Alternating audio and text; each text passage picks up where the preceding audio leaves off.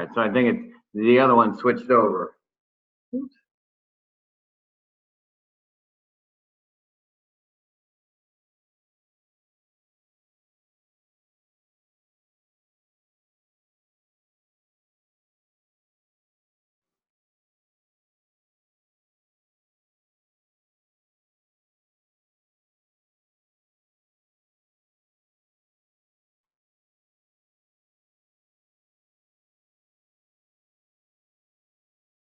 All right, so welcome back, everybody. As you're getting in here, I appreciate it. So usually it gives us a warning when it's when I've got like a minute or so left, but it didn't give us a warning on this one. So off we go. Thanks for hopping back in. I appreciate it.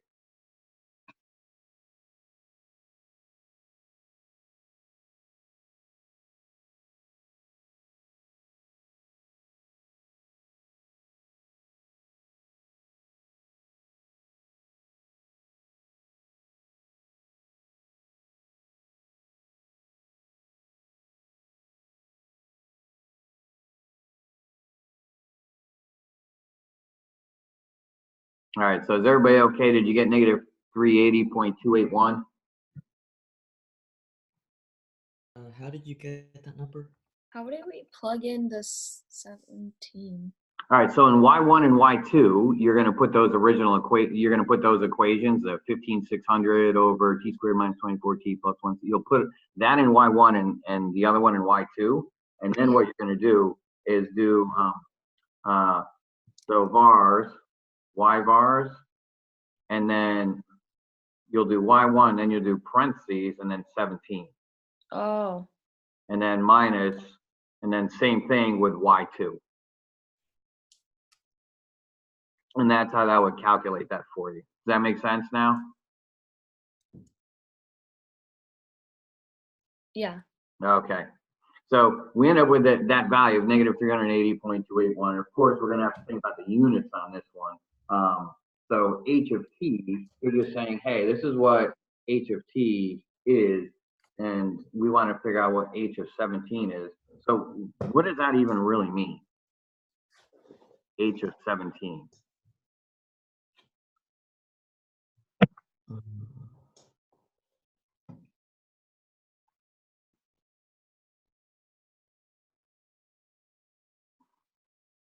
So let's think about what these two parts mean. 17 hours, people are coming in and leaving, right? After midnight. Right. So what time would that actually be? 17 hours after midnight? So 5 p.m. Yeah. So 17 hours after midnight. So this means at 5 p.m. Now, negative 380. So the number of people in the park. So at 5, the number of peeps in the park.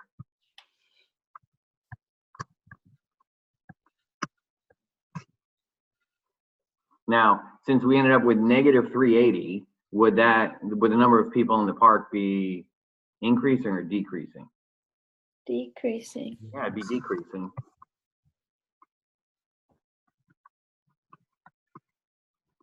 At a rate of 380.281. And then what would our units be on this?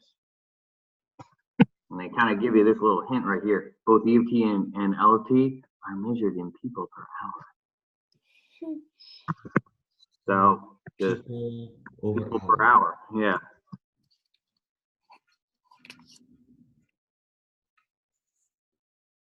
Wait, where did 5 p.m. come from? 17 hours after midnight. That's the new tutor that I have for at home. Yeah. So that's this part right here. T is measured in hours after midnight. So if that's 17, and that means 17 hours after midnight. Did you round the decimal because you can't have like a decimal of a person? Yeah, I don't know. Maybe it's that little baby who's not quite grown up yet. Mom or dad has to push the kid around all day. I don't know. Yeah. So within this, yeah. I mean, if this were an actual AP problem, this is one where, and it's always interesting because we had a similar kind of discussion about it this past summer at the grading. you know, as long as you show this value right here, this negative 380.281, most times, just go ahead and give the entire answer up to 3 decimal accuracy. Sometimes, depending on the year, they might say, hey, if they wanted you to round it to the nearest whole person, they would say that. And this one is always interesting because you can't have 0.281 of a person. And even if our answer was 380.895 of a person, you know, rounding it up, it's like, well, that person didn't finish growing. So you could each actually leave that as 380, you know, fully developed people, if you will. But if they want it to the nearest whole number or whatever, they'll usually tell you that within the context of that, or in the stem of the question. Now, let's take a look at this other guy right here. What were the units of E prime of T? And with this one, you have to be kind of careful a little bit. So if you think about E and then T over there, so the derivative of my E equation, now E, I already know that that's in people per hour, right? And then T is measured in what kind of units? Hours. Yeah, so if you were taking the derivative of E, that would actually, the units would be people per hour per hour.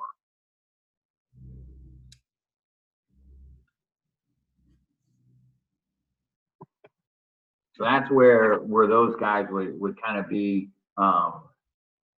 you know, when you take a look at that. So that's actually, if we knew the original function, this would be like the second derivative. But we don't know the original function. We only know the derivative function, which they give us as without saying E prime of T. They just give it to us as E of T and expect us to understand that that rate of people coming and going, that E of T represents a rate of change, which is a derivative function. So if I wanted to find E prime of T, then it's like, okay, then I've got to take the derivative of the derivative function, which would just be given to me in people per hour on that. So that's just something to kind of take away from this a little bit is, you know, when you take a look at the context of these, that's what you're going to take a look at. So these 3 problems right here, those are the 3 I want you guys to work on for homework. And then if you go into Google Classroom, down here, let's see, this guy, for this assignment. So the answer key for that is right here.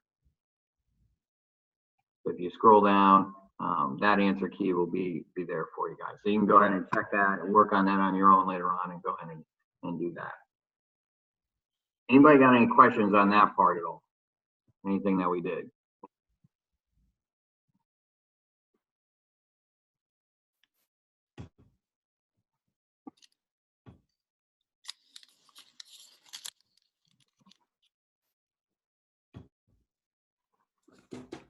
Any other questions on interpreting the derivative, what that kind of stuff talks about? You guys good with all those? Yes, sir. I get 1 yes. Anybody else?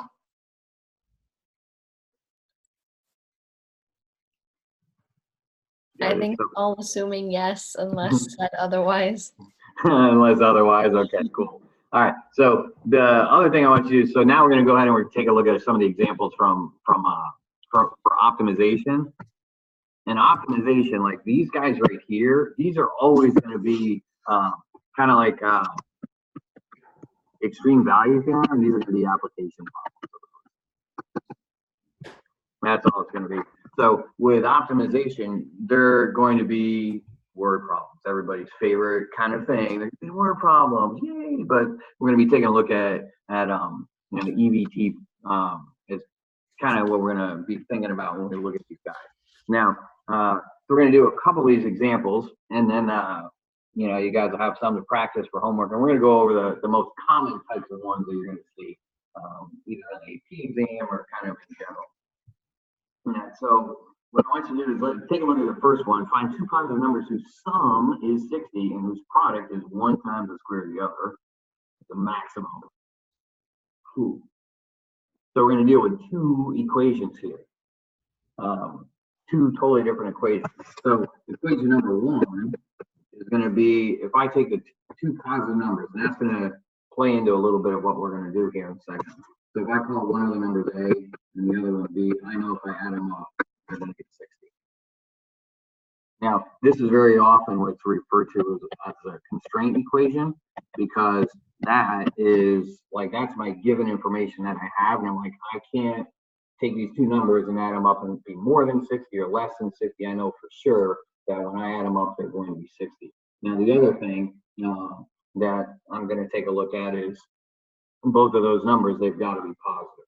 Now, when we take a look at our second equation, so the equation number two, so that one is going to involve this part, whose product is 1 times the square of the other.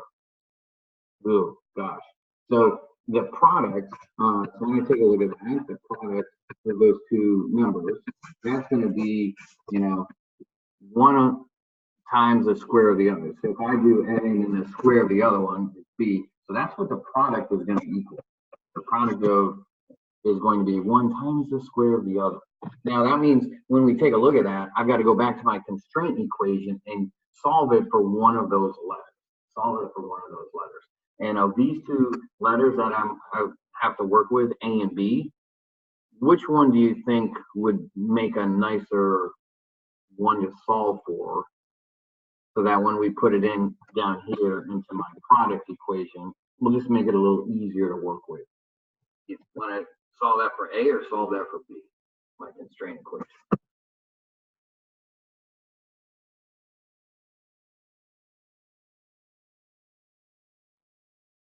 I think solving for A. Yeah, if you solve for A, so let's see what that would look like. So if we did that, A would be 60 minus B. So let's kind of take a look at what that would look like. 60 minus B times B squared. All right, we can go ahead and do that. All right, that's not too bad. Now let's kind of work through this and see kind of what we end up with. So this would be 60 B squared minus B cubed. So that's what my product is going to be so far. Now, I'm trying to do this piece right here. Now, they're saying find, this maximum. So if you're trying to find a maximum or a minimum, what do we always need to do to figure one of those things out? Do we take a limit or do we take a derivative?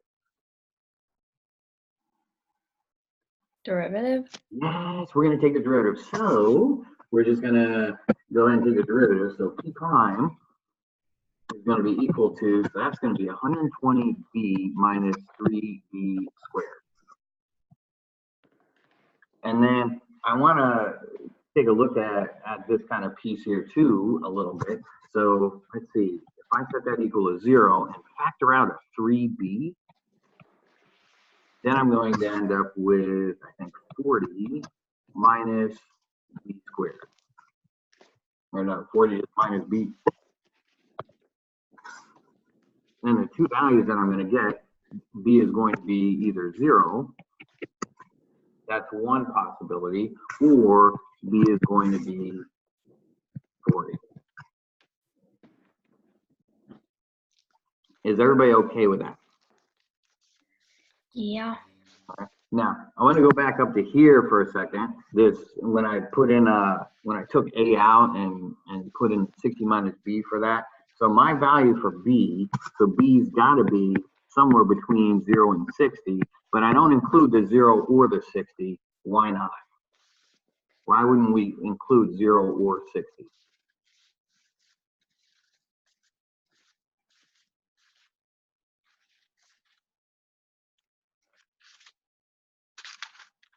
Not sure. Well, think about it like this. If you plugged in 0 to the P equation, Oh. yeah, 0 times something would be 0. And the product, so the product, I want to maximize the product here, and I don't want a product of 0. All right. So in the context of this problem, our domain, it's not going to include the endpoints.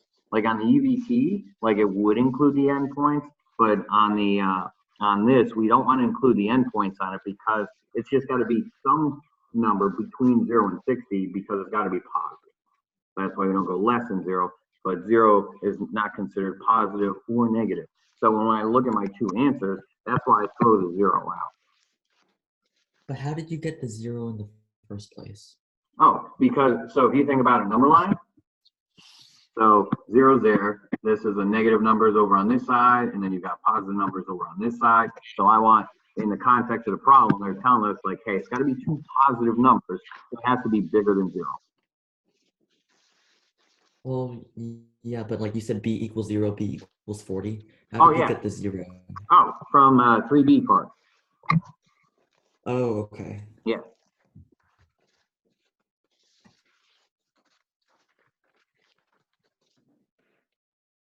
So let's see. So this one. So if B is 40, then that means A is going to have a value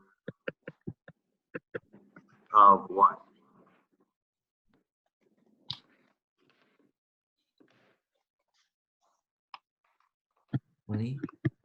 So if I do 60 minus B, yeah. So 60 minus our B value we came up with is 40. So that's going to be 20.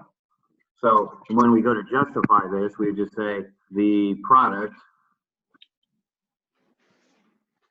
of the two numbers, of the two positive numbers,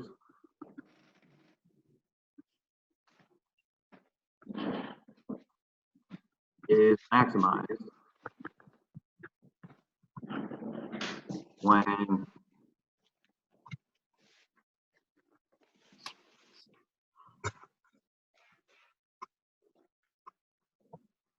A equals 20 and B equals 40. Their product is, let's see, 20 times 40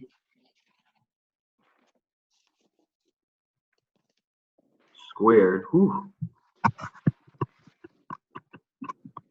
Let's see, 40 squared is 1600 times 20. So I think that's 32,000 on that.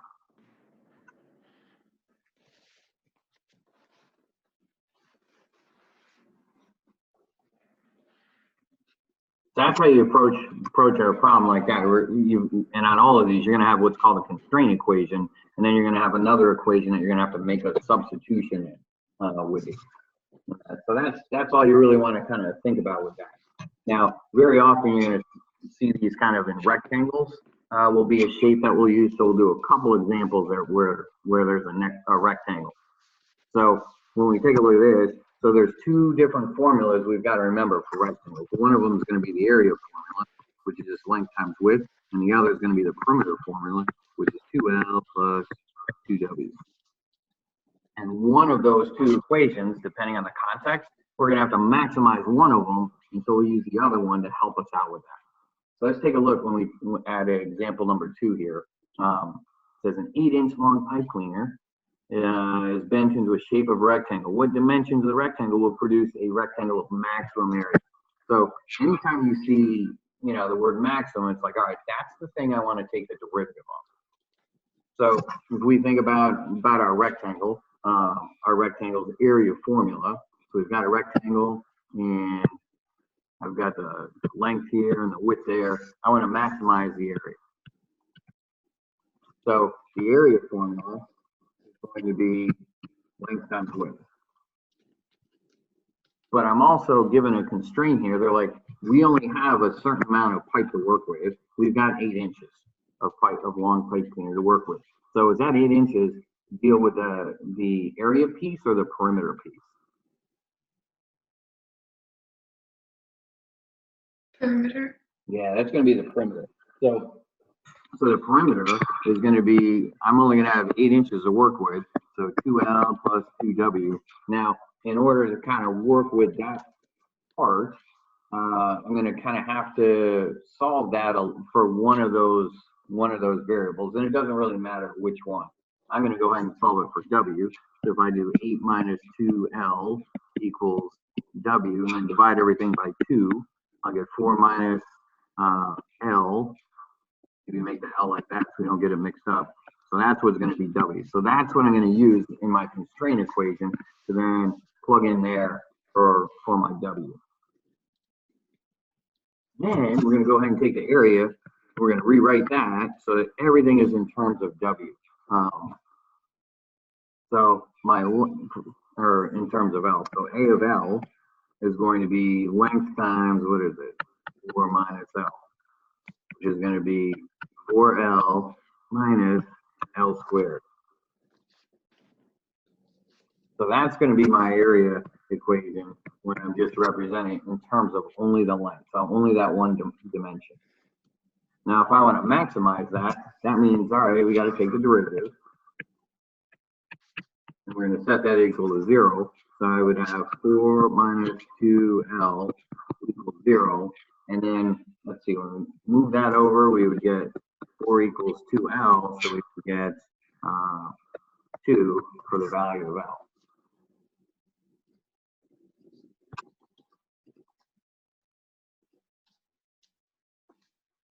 Now, when I take a look at this particular function, you know, I've only got 8 inches of pipe to work with. Does that make sense to everybody that tells we got 8 inches of pipe cleaner to deal with? So that means my relevant domain on this one is going to be between 0 and 8. Because 8's the most I can have, and I can't have a negative amount of pipe cleaner. I can only have, you know, I can either have nothing or I could have up to 8 inches of that. Now, if L is 2, then I've got to figure out what the width is. And how would we do that? Plug it back in. Yeah, but plug it back in where? Because I've got a perimeter equation, I got an area equation, so now I've got to figure out which one of those two that I plug in. If I just plug it in here to my area, I'm going to have, well, 2 times W. I still don't know what W is. I don't have any numbers or variables or anything I can work with to help me figure that out as far as the area goes. But if I, yeah, so I plug it into the perimeter formula. So in the perimeter formula, I'm like, hey, I've got 8 to work with. And we just figured out L was 2. So that's 2 times 2 plus 2W. 2 times 2 is 4. If I subtract that over, I get 4. Which means my width is just going to be 2. Why wouldn't you plug it back into the 4 minus L equals W thing? Yeah, you could plug it in there too. Doesn't matter. Okay. Wouldn't you get the same thing? Yeah, I guess. Yeah, no, not you guess, you would. There's no guessing there. So if you did 4 minus 2 for W, you would still get 2. That's awesome. Now we just have to go back and answer the question they asked. What dimensions of the rectangle will produce a rectangle with maximum area? So you're like, all right, bro, we got you. So the dimensions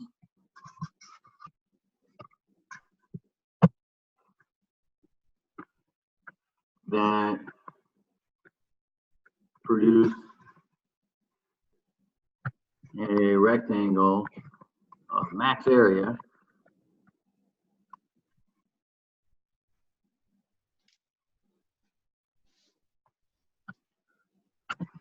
will be 2, what are we using, inches? So 2 inches by 2 inches. Boom, done. Will it usually be a square because like that's most efficient, I guess?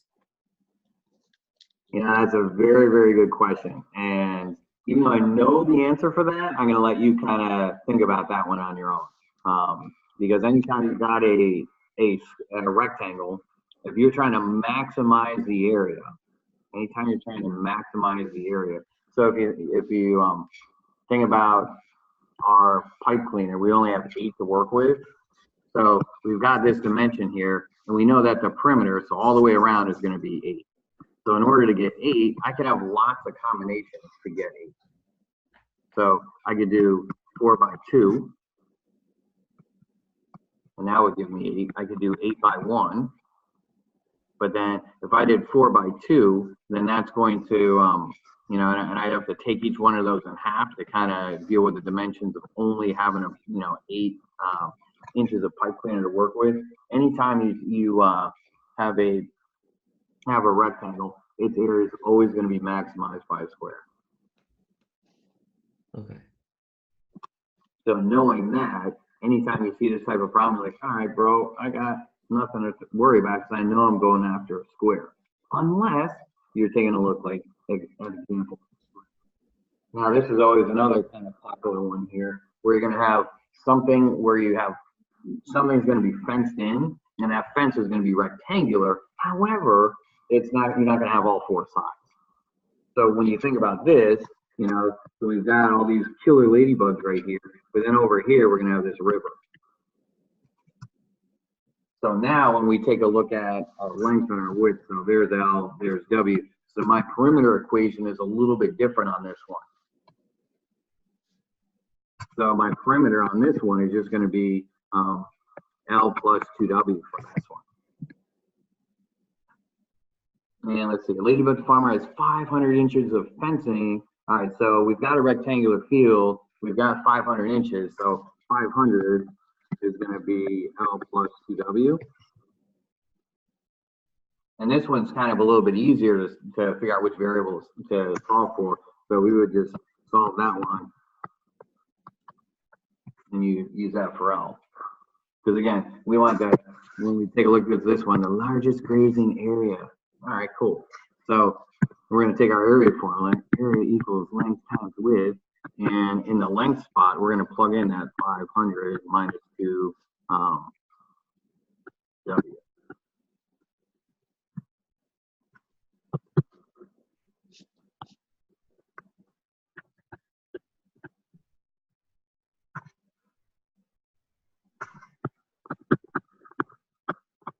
So, we got to get all of our cute little ladybugs. So this part right here, that's all we're going to have for our this guy. Now, be careful here. So when we look up, when we look at our dimensions right here, you know, we've only got 500 feet of, or 500 inches of fencing to work with. So when we take this derivative, a prime of W, we'll get, let's see, 500 minus 4W. Set that equals 0, and then off we go. 500 is going to be 4W. So when you divide 500 by 5 or by 4, see, I think that ends up giving us 75.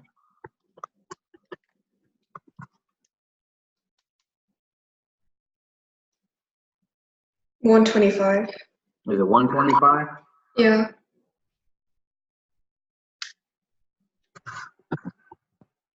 I was thinking 8. All right, so we end up with 125 for the width. So then we take that value, plug that into one of our perimeter equations. So if I do 125 times 2, so that would be 500 minus 125 times 2 would be 250. So 500 minus 250.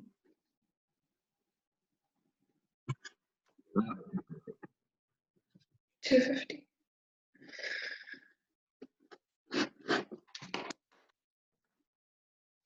And then let's always, you know, we always want to kind of double check ourselves here. So if we did 125 there, 125 there, and then what do we get? 250. If we add up those three numbers, 125, 125, and 250, does that give us our 500 for the perimeter? Yeah, we're good. Because sometimes, you know, we'll just make a careless little arithmetic mistake. Now, let's see, what are the dimensions? So again, same kind of question. So let's see, a field of 125, what are we dealing with, inches by 250 inches would maximize the area for our hungry little ladybugs.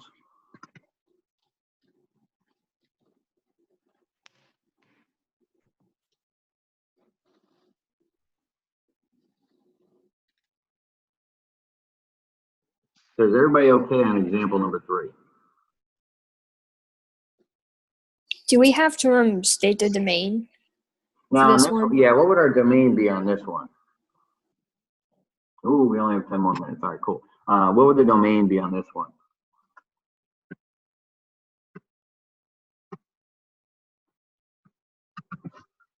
Because you can't have any less than 0 inches. What's the most we'd be able to have? 500. Yeah. So it's going to be 0 to 500.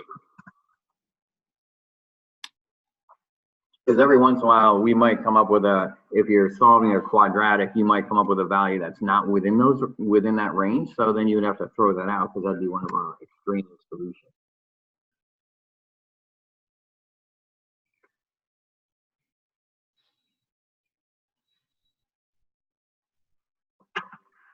All right. So that's one that you'll see quite a bit of. And then AP has really started putting this kind of type of problem on here where they're asking to find something that's closest to a particular value.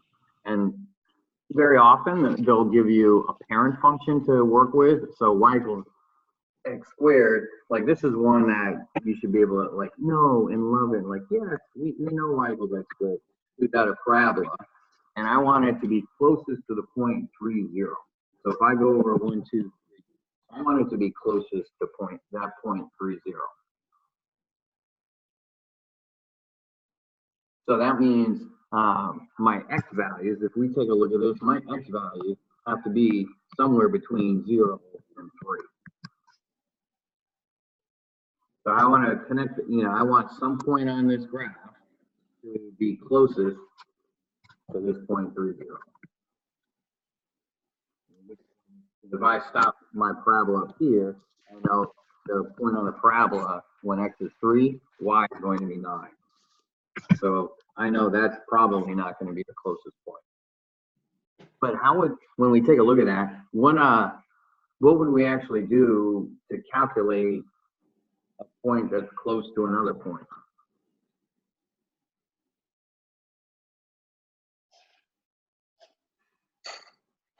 So, I mean, how do you minimize closeness? Midpoint? Ooh, close, not midpoint. Irene? Ooh, not domain. Because I want to minimize Quotient? some xy point and 3, 0.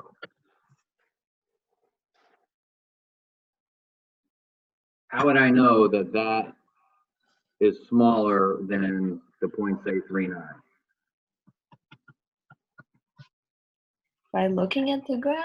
By looking at the graph. No, but that's a good, I mean, yeah, that's a really good start. Like, yes, we know, we can look at it and see it's totally smaller than that, but how do I know that is the spot that I would want and not like this little guy, maybe right there, maybe one over here is a little bit closer. Like, I don't actually know. So there was this really, really old formula from geometry called, it starts with a D. Ringing a bell with anybody?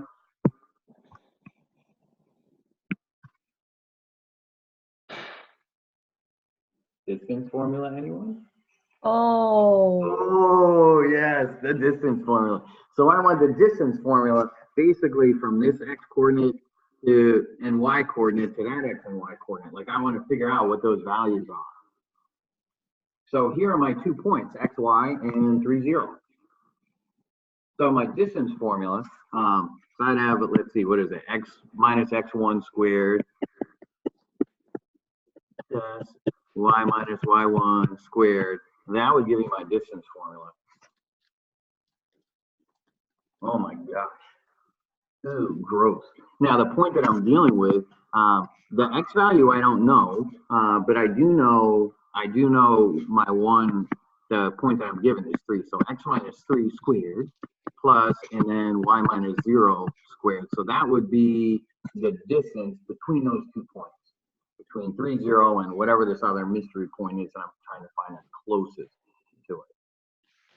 That's closest to it. Everybody okay with that part so far?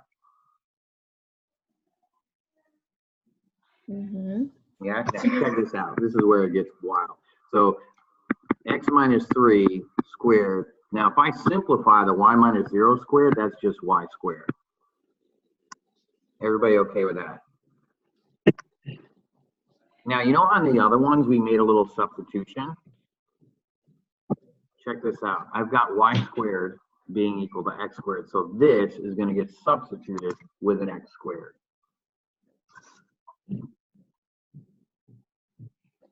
So you have to be really careful because that's going to be x squared, but that's squared, which means then when I simplify that, I'm going to have x minus 3 squared plus x to the 4th power. Can you explain why you did the x minus x1 plus y minus y1 again? Yeah, that's your distance formula. The square root of x minus x1 plus y minus y1, like each one of those pieces. So it's kind of like the slope formula, but since we're not calculating slope, we're calculating distance because those two formulas are very, very similar. So when you do the distance formula, you just want the difference between the x's squared and the difference between the y's squared. So that's your standard distance formula. And then we know one of the points 3, 0, so we can put 3 and 0 in for one of our x's and y's, for our x1 and y1.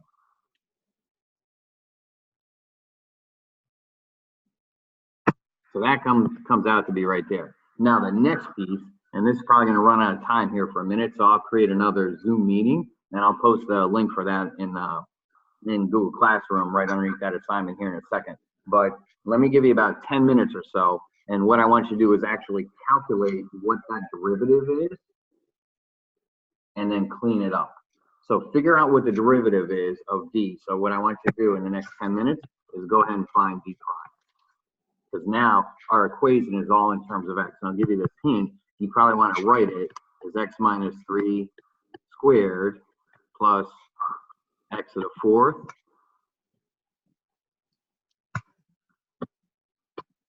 to the 1/2 power. And some people might make it a little bit easier if you expand the x minus 3 squared part. Because eventually I have to take the derivative of the inside. So let me give you about 10 minutes or so at 11:30. So I'll start the next meeting at 11:30, and then we'll pick up this problem again. So I will see you guys in about, what does that make? About 12 minutes. So give me about 12 minutes. I'll go ahead and create another meeting, and then we'll pick it up from there. Sound good? Yeah. Yeah. Sounds great. All right, cool. Well, I will see you guys at 11:30.